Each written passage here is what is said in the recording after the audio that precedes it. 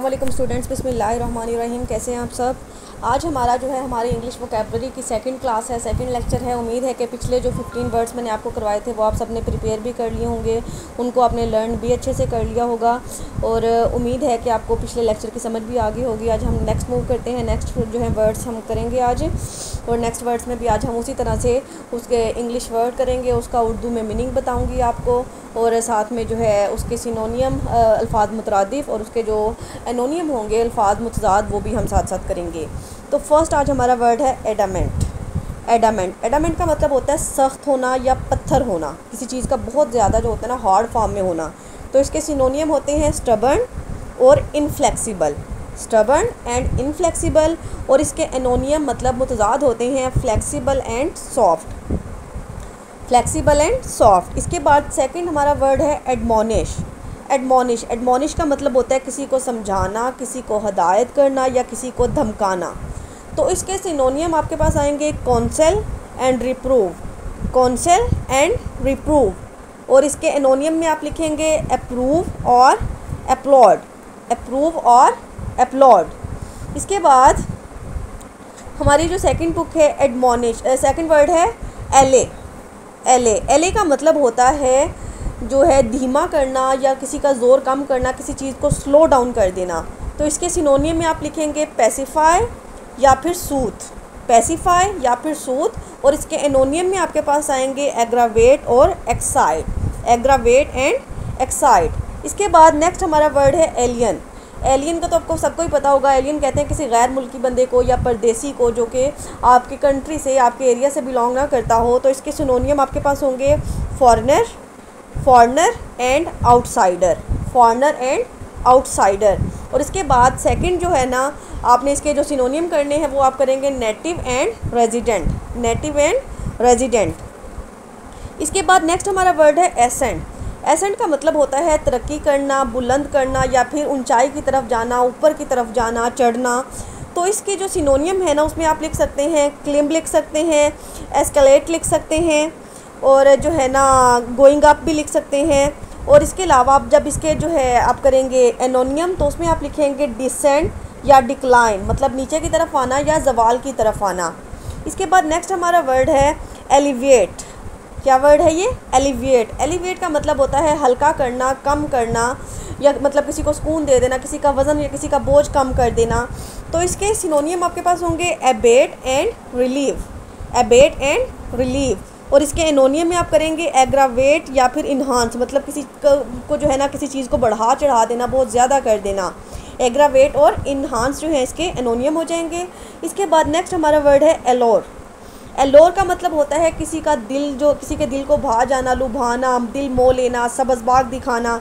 ये सारे एलोर के मीनिंग में आ जाते हैं। तो इसके आपने सिनोनियम में आपने लिखना है एंटाइस या फिर फैसिनेट। एंटाइस या फिर फैसिनेट। और इसके एनोनियम में आप लिखेंगे रिपल्स या फिर रिपेल। रिपल्स या फिर रिपेल। नेक्स्ट हमारा वर्ड है अरेन। अरेन का मतलब होता है किसी चीज़ में नुक्स निकालना या फिर किसी पे इल्ज़ाम लगाना। तो अरेन के जो सिनोनियम है उसमें आप लिख सकते हैं इंक्रिमिनेट या फिर इंडिक्ट। इंक्रिमिनेट या फिर इंडिक्ट। और इसके सिनोनियम में आप लिखेंगे एक्सकल्पेट या फिर पार्डन। एक्सकल्पेट और पार्डन। नेक्स्ट हमारा वर्ड है एम्पलीफाई। एम्पलीफाई के भी डिफरेंट मीनिंग्स होते हैं। इसका एक तो मतलब होता है बड़ा करना, किसी चीज़ को तोल देना या फिर आवाज़ बुलंद करना। तो इसके सिनोनियम में आपने लिखना है, एक तो आपका ऑगमेंट भी आ सकता है और दूसरा आपका डीपन भी आ सकता है। और इसके एनोनियम में आप लिखेंगे लेसन या कॉन्ट्रैक्ट, मतलब किसी चीज़ को कम कर देना। इसके बाद नेक्स्ट हमारा वर्ड है एक्सियोम। एक्सियोम। एक्सियोम का मतलब होता है जामिया कलमा, मतलब यानी सारी बात जो है ना एक ही जो है फ़िक्रे में कर दी जाए, जामिया कलमा। तो इसके जो आपके सिनोनियम होंगे वो उसमें आप एडेज लिख सकते हैं, ट्रूइज़म लिख सकते हैं।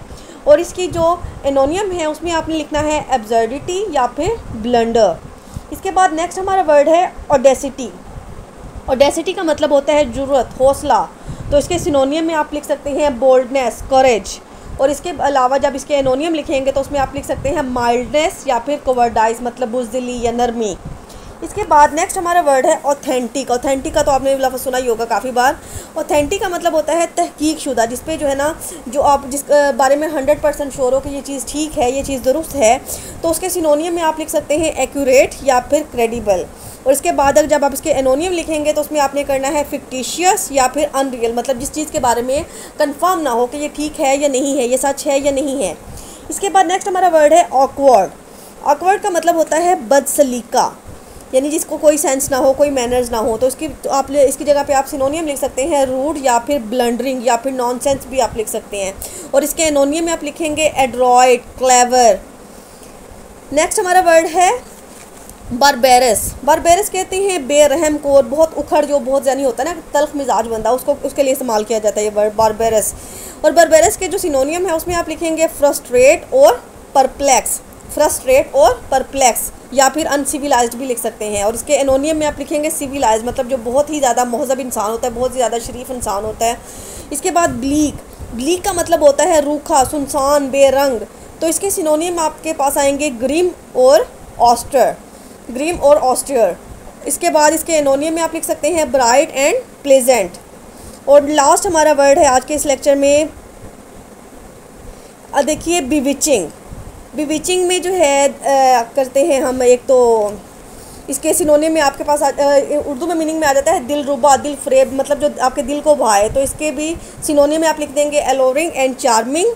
और इसके एनोनियम में आपके पास आ जाएगा रिपल्सिव एंड रिपंगेंट। अब ये इस वर्ड पेज के, हमारे पेज के कितने वर्ड्स रह गए हैं, हमने सिर्फ 3 वर्ड्स हो रहे हैं, हम इसको आज ये पेज कंप्लीट कर लेते हैं। नेक्स्ट हमारा वर्ड है बैरक।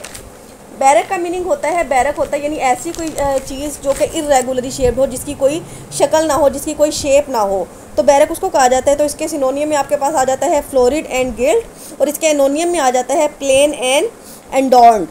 और नेक्स्ट हमारा वर्ड है ब्रिटल। ब्रिटल का मतलब होता है टूटने वाला, मतलब यानी जिसमें दरारें पड़ी होती हैं, तड़का हुआ होता है ना, उसके लिए वर्ड यूज़ किया जाता है ब्रिटल। तो ब्रिटल का जो है वो सिनोनियम आपके पास होगा ब्रेकेबल या फिर क्रिस्प। और इसके एनोनियम आपके पास होंगे टफ या फिर इंडोरिंग। लास्ट हमारा वर्ड है बैरियर। बैरियर का मतलब होता है आड़, रुकावट या रोक। तो इसके जो सिनोनियम है उसमें आप लिख सकते हैं बैरिकेड या फिर ऑब्स्टेसल। और इसके बाद इसका एनोनियम में आप लिख सकते हैं लिंक एंड असिस्टेंस। उम्मीद है कि आपको ये 18 वर्ड्स आज मैंने करवाए हैं समझ आ गई होगी। इनके नोट्स आपने बना लेने हैं, इनकी लर्निंग करनी है कल के लेक्चर से पहले। और कोई भी कन्फ्यूजन हो तो आप मुझसे पूछ सकते हैं। टेक केयर, अल्लाह हाफ़िज़।